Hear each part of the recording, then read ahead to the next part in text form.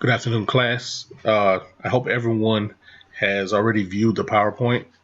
I'm going to go over some key points for this chapter.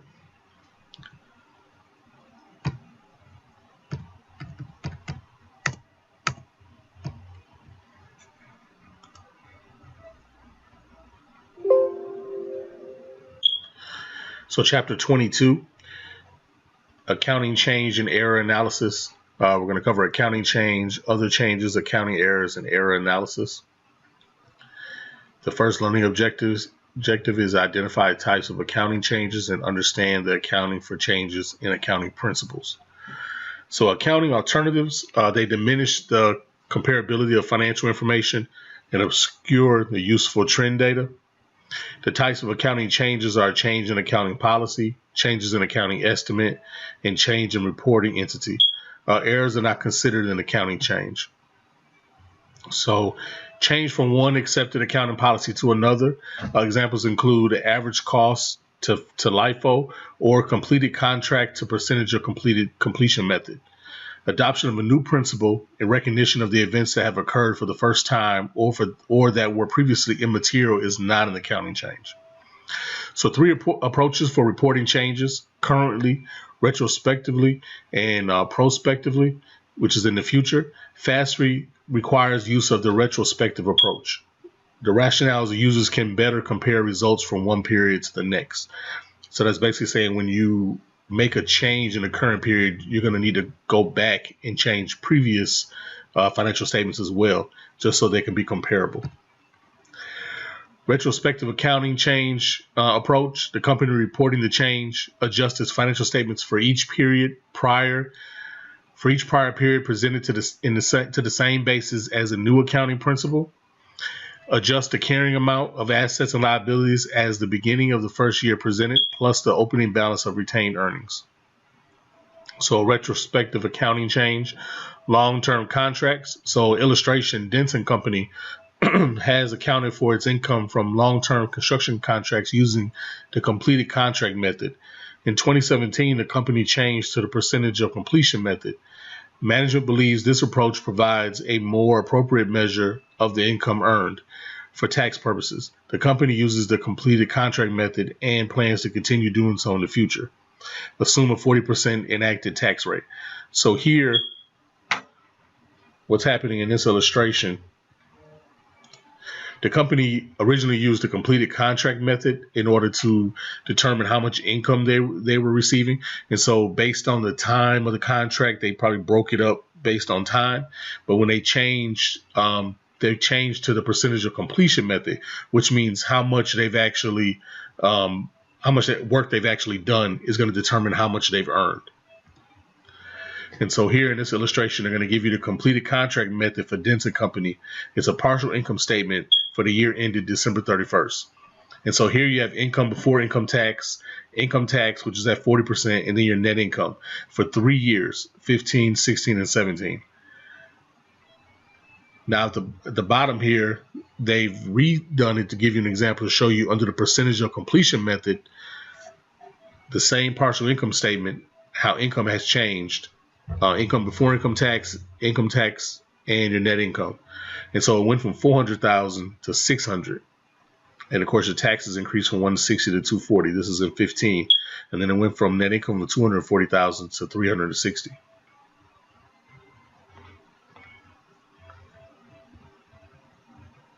So using the same data, this is another way of showing the example. They have pre-tax income from, and they had a percentage of completion method and a completed contract method. Then they're giving you, this is a schedule giving you the difference, the tax effect, and then the income effect net of tax. And so here originally you had the 600,000. Then when they changed, it became 400,000. The difference was 200,000. And so the journal entry beginning in 2017, you're going to follow the schedule here where the differences are shown. It's a $220,000 difference, 88,000 and 132,000. So the $220,000 difference in income is going to be a debit to construction in process. You're going to credit a deferred tax liability of 88,000. and credit retained earnings for $132,000. The increase in net income. Reporting a change in principle, major disclosure requirements are as follows. So the nature of change in accounting principle, the method of applying the change. So here they're basically telling you the things that you have to include in notes.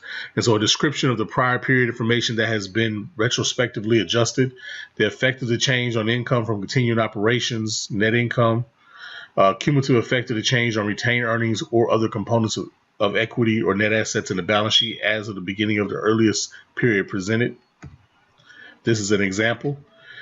Here you have a partial income statement, and this is Note A as adjusted for Note A, and here's the information that they included to describe the change in method.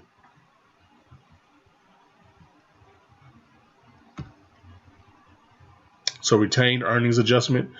Retained earnings balance is $1.3 million at the beginning of 2015. So here you have a retained earnings statement for the year ended before the change.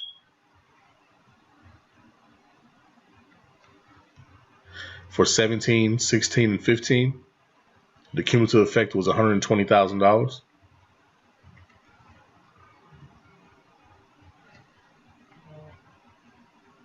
Here's your retained earning after the change and stating the adjustment for $120,000.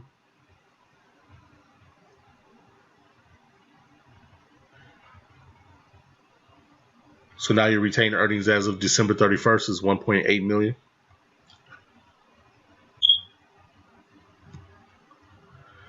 So Pam and Erickson Construction Company changed from the completed contract to the percentage completion method of accounting for long-term construction contracts during 2018. For tax purposes, the company employs the completed contract method and will continue with this approach in the future.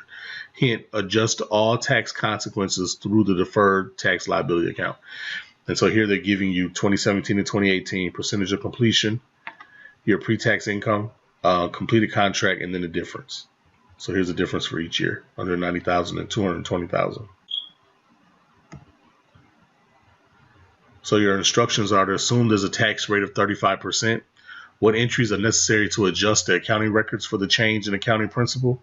What is the amount of net income and retained earnings that would be reported in 2018? Assume beginning retained earnings for 2017 to be $100,000. So again, we have our information, the percentage of completion, the completed contract, the difference, your tax effect, and then your net of tax income. So your journal entry recorded in 2018 will be a debit for $190,000, which is the difference. A credit for deferred tax liability of $66,500, and a credit to retained earnings for $123,500.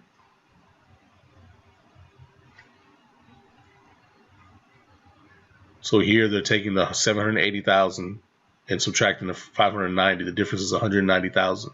They're applying the 35% tax effect and arriving at $66,500. Then the difference between the $66,500 and the $190 gives you a net of tax of $123,500. So comparative statement illustration, a pre-income tax of $780 is the same information and just showing you how you were restated.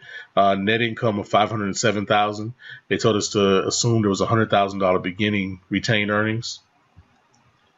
Net income of $507,000. Now your new retained earnings is $607,000. And then the information for 2018.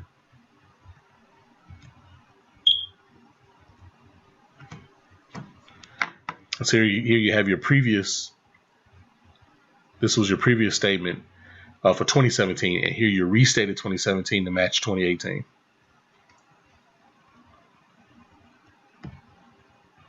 So direct and indirect effects of changes. Direct effects, FASB takes the position that companies should retrospectively apply the direct effects of a change in accounting principle.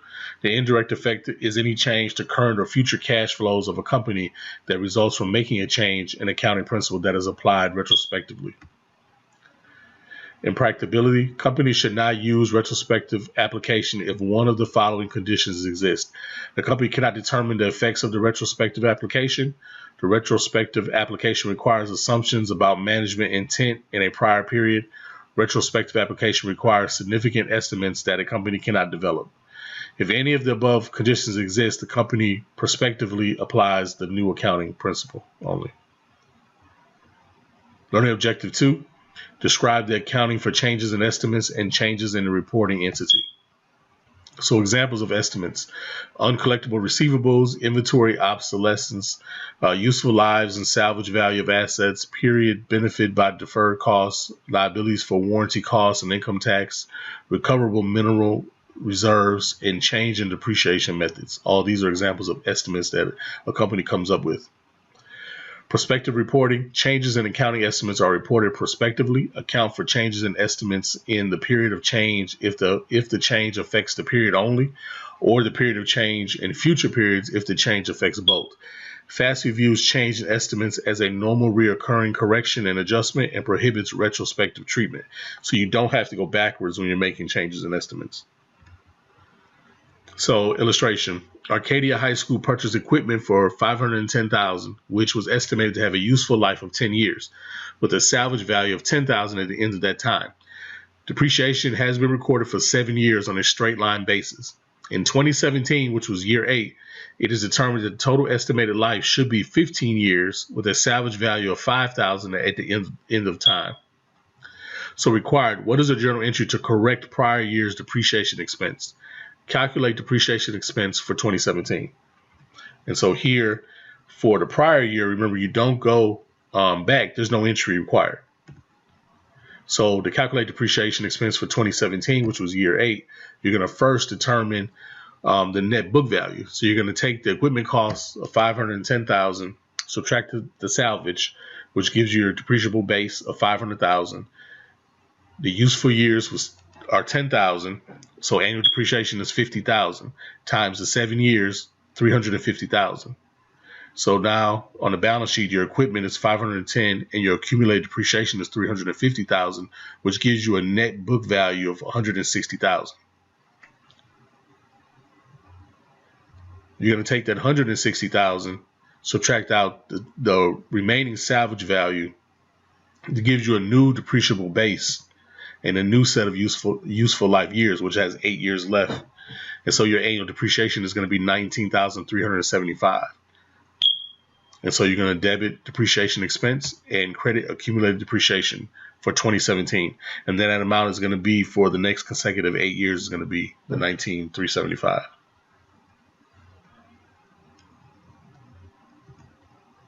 Disclosures. Companies need to disclose changes in accounting estimate made as part of normal operations, such as bad debt allowance or inventory obsolescence, unless such changes are material. However, for a change in estimates that affects several periods, such as a change in the service lives of depreciable assets, companies should disclose the effect on the income from continuing operations and related per share amounts of the current period. So this is dealing with disclosures. And so examples of change in reporting entity are presenting consolidated statements in a place of statements of individual companies, changing specific subsidiaries that constitute the group of companies for which the entity presents consolidated financial statements, changing the companies included in the combined financial statements, and changing the cost, equity, or consolidation method of accounting for subsidiaries and investments. So reported by changing the financial statements of all prior year periods presented.